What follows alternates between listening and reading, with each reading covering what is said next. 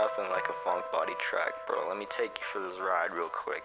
It was a day like this, where the clouds formed gray, the precursor of a storm, yet another rainy day. Legend spoke of one foe that had slayed with one slash, that brushes his teeth with bone and sprayed the gun blast, who mastered in one class, and quickly he surpassed all his peers, and any competition that was near, because he had a great aroma that embroiled men with fear. He didn't seem alive, but was very far from dead. Yellow slits in his eyes drilled deep within his head, with a very certain army that he successfully led. Each of them made them bones and dried splotches of red.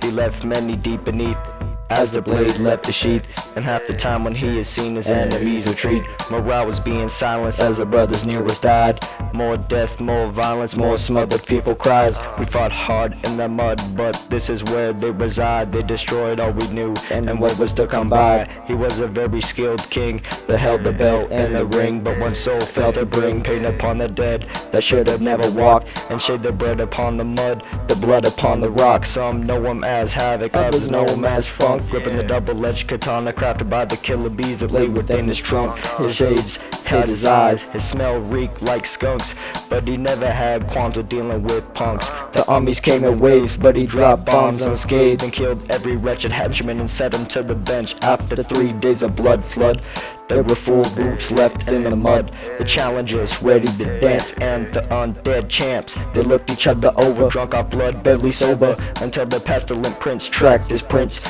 drew his blade and tried to mince. Havoc jumped back with thoughts of prowling, his mind ultra focused from the teachings of the Shaolin. He darted towards the zealous zombie, screaming like he's Illikami, and swung his steel blade into his legs and pressed up and flayed. The master of mud stepped back, wobbled and dazed, and just about froze as he met Funk's gaze.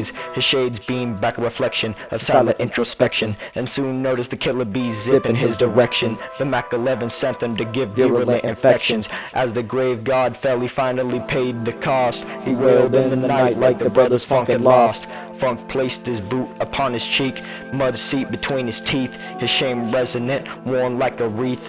One last slash will put him in the past as floods of blood flash, escaping from his body of a gnarly-ass gash. The champion of death, ruler of the reft, had been slayed by the best and laid eternal rest.